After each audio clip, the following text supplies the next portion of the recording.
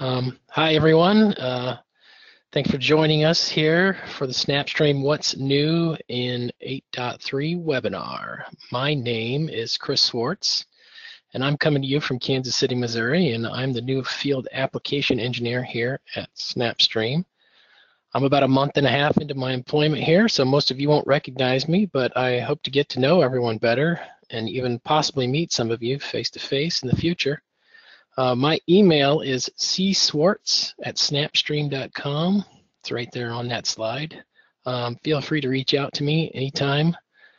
We're really excited about showing off the new features in our 8.3 upgrade. Before we do, let's get some housekeeping out of the way. Number one, please let me know if any of you are having problems viewing the webinar, or if there are any audio issues so we can take care of them as they happen. Can everyone hear me? Please raise your hand or type in the chat box so I know we're good to go.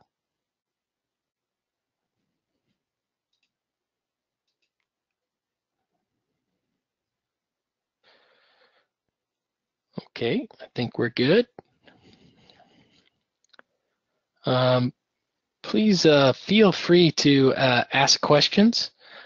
I want this to be as interactive as possible. We will have support representatives watching the webinar and responding to your questions.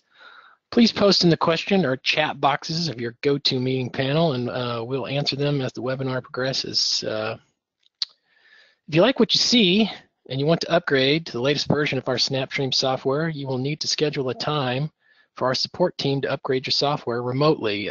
You will need to go to www.snapstream.com/upgrade and schedule a time for that update. You should only need to schedule 30 to 60 minutes downtime on your recording schedule to get that done. I'm going to copy the link into the chat box so you have it. And when you decide to take the leap, the upgrade is free of charge with the current support contract. So, for those of you new to SnapStream, let me talk a little bit about what we do. SnapStream is a DVR, not unlike your home DVR, but with lots of extra features. Think of it as a DVR on steroids. Video recording and searching closed captioning information from broadcast TV is our bread and butter. This is the main reason our customers use SnapStream. We also allow you to upload clips to social media, share clips via email, create alerts so you can passively find content matches, and the list goes on. Do we have any questions right now? Okay, I don't see anything right off. All right, well, let's go on.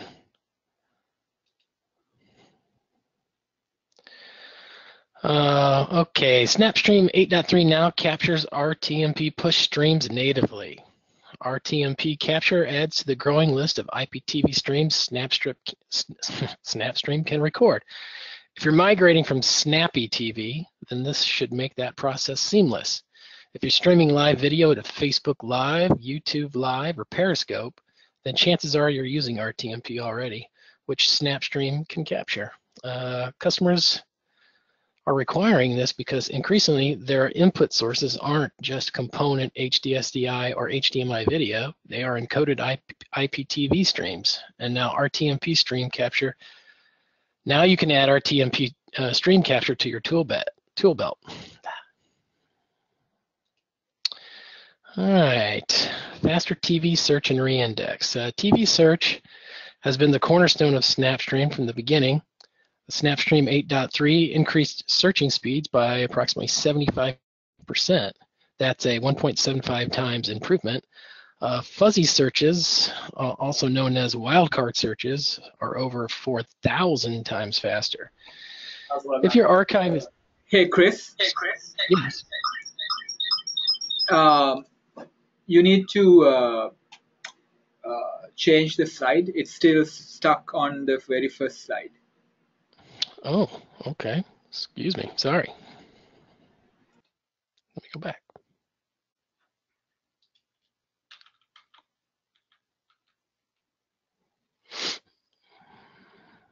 Sorry, everyone.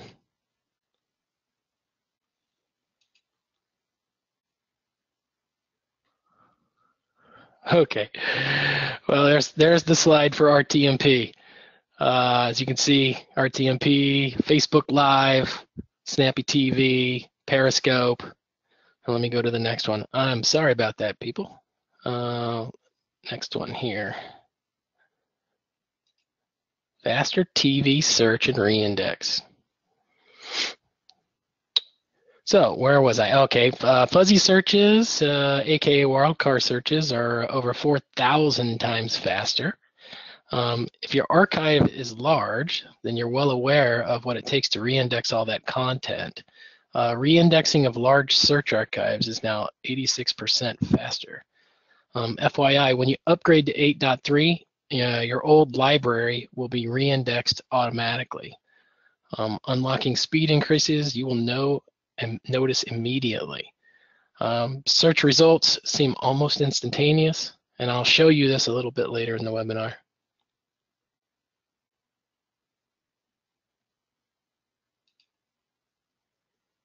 All righty.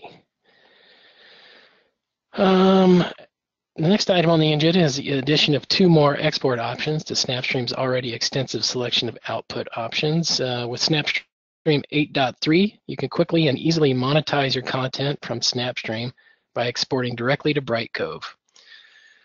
Are you using Vimeo for intelligent video sharing? SnapStream 8.3 can export directly to Vimeo as well. And now that SnapStream can export to so many platforms, you can set permissions on each of those export locations and automatically create thumbnails for your exports.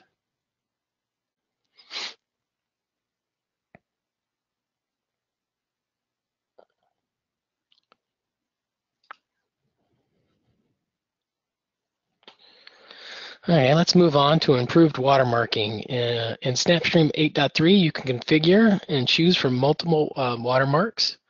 Those watermarks will show up in the preview window. Also, SnapStream 8.3 enables watermarking on exports, show squeezes, and screenshots. This is a great way to brand your content as well as preview your results.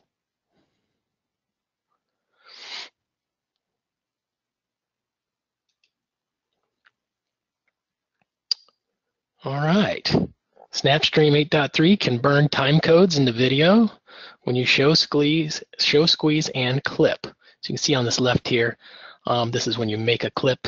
You're making a new clip and you're show squeezing it. You can turn on the time stamp. Let me show you what that looks like. Hold on a second. And right there, you get a video, a little picture of it.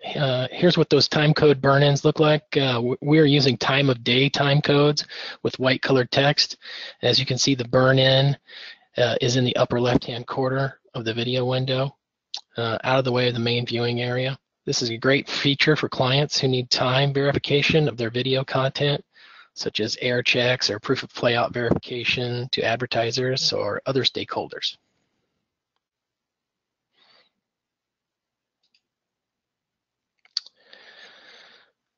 Here are a few more updates available in SnapStream 8.3. TV parental guidelines are added to the program guide and library, which means those ratings and content metadata follow your video all the way through your production workflow. We've added more output metadata options by adding description field editing on export of clips. 8.3 allows you to create permissions on who can export to what folder. Those permissions are assigned to groups, and then the users in those groups inherit those permissions. You can also add a user alone and not just a whole group to those permissions. It's a great way to make sure users are accessing the system the way you want them to. And lastly, we've added support for VTT captions. If you have video content with VTT captions and you want to import it into SnapStream, we will read those captions on import and add them to the searchable index. Expand your searchable video library with VTT caption support.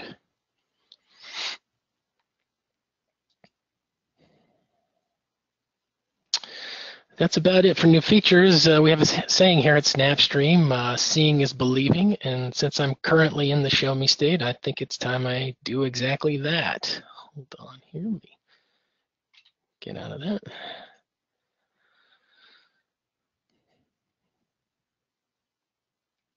Okay, so right now you're looking at the main SnapStream window here. This is what you look at when you log in.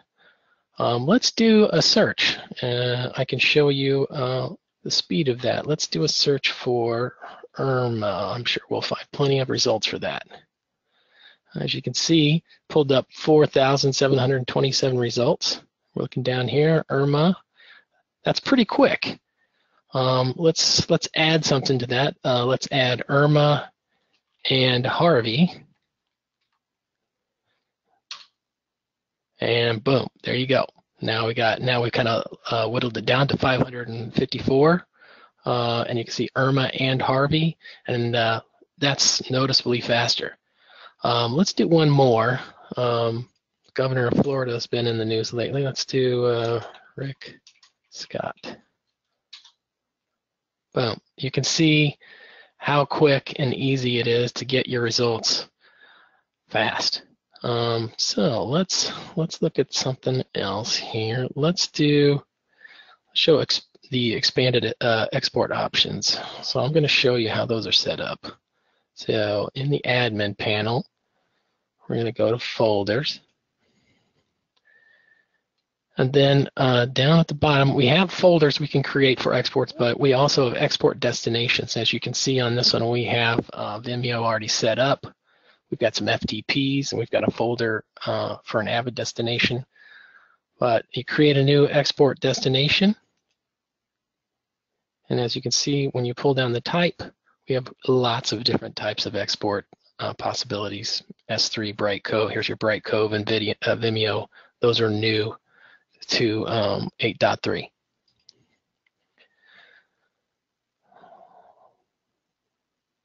Okay, so let's go back. I wanted to show you folder permissions. Here we go. As we're looking at these folders right here, I can create these folders, and I can give specific people, specific groups and specific people permissions. So let's take a look here. I'm going to just create a new one. And as we go down here, I can create a name here, and then we'll do a path. But down here at the bottom is kind of where we're looking at. We grant access to, right now, it's everyone. But I can kill that, and I can go down, and we've got user groups here, as well as I've got all of the users, single users, that I can create permissions for to this folder.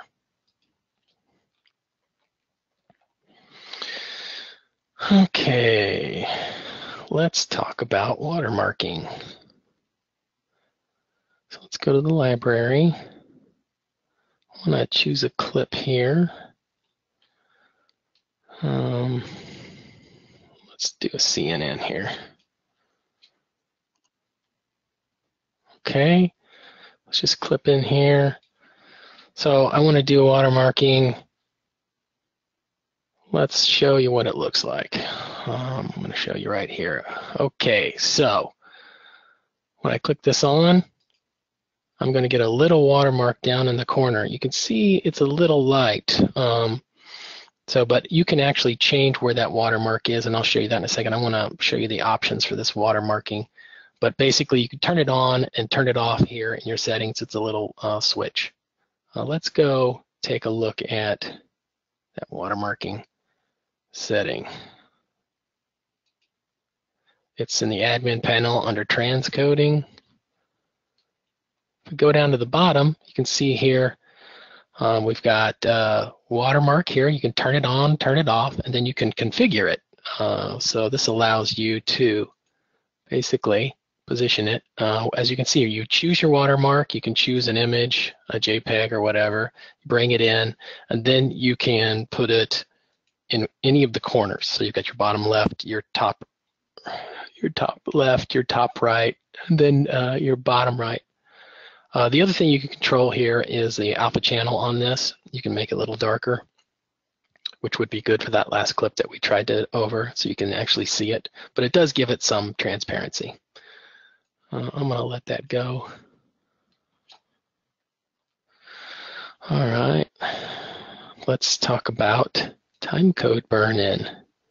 Let's go back to the CNN clip. Okay, it starts me off where I stopped.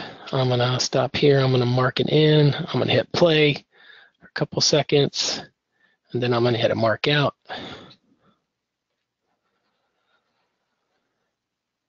Okay, so let's do a clip and show squeeze. So let's give it a name here. We're just gonna call it CNN Florida Keys. And then I'm going to clip and show squeeze. And it gives me my options for the show squeezing. I'm going to turn on that timecode burn-in feature here. I'm going to clip it and I'm going to convert it. And it's going to kick off down here. While that's going, I'm going to show you some more stuff in the library. So let's take a look here. If we look at all these library, these shows that are being recorded, you can see right here, it gives you the name and it gives you the type of program, but it also here, this is a new feature, it gives you this rating here, this TVPG, which is this parental guidance ratings. If the show has those ratings, you will see them right next to it here. Let's see, there's a few more down here I'm sure we can have. There's a TV 14. There's a PG-13, so you get the idea. All of this is basically just in the generic library. The other thing I want to show you is how to upload those VTT captions. I'm going to, basically you do it right here from the library. You hit upload, right? And then you select the file from your computer, and then you can select an SRT or a VTT file. And then you tell it where you want to save it and hit submit, and it will upload it. Pretty basic. Pretty basic. Let's go back. I want to show you that clip with the burn-in time code.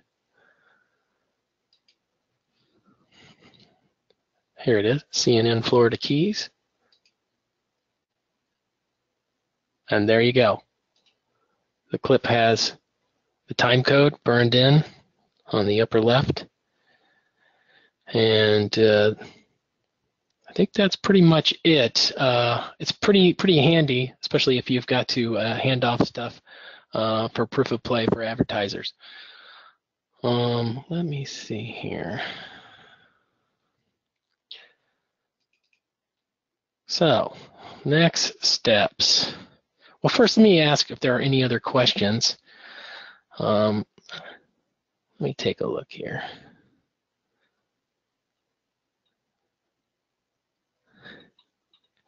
One of the questions was, what part of Missouri? Kansas City. Let me see if I can find some questions here. I think most of them have been answered.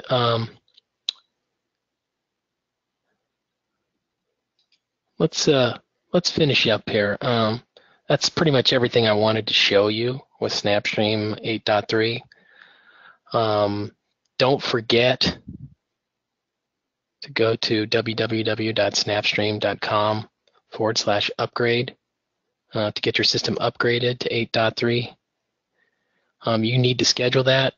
You'll see the schedule box there. It's an hour-long schedule, but it shouldn't take longer than 30 to 60 minutes to get you up to the new version. Don't wait to unlock all those great features we talked about today. And feel free to reach out to me via email at cswartz@snapstream.com. I appreciate everybody's time today, and like I said, if there's any other questions you need, you can email me or just continue to ask them in the questions dialog box there. We'll hang on a little bit. Once again, thanks. Have a good day, everyone.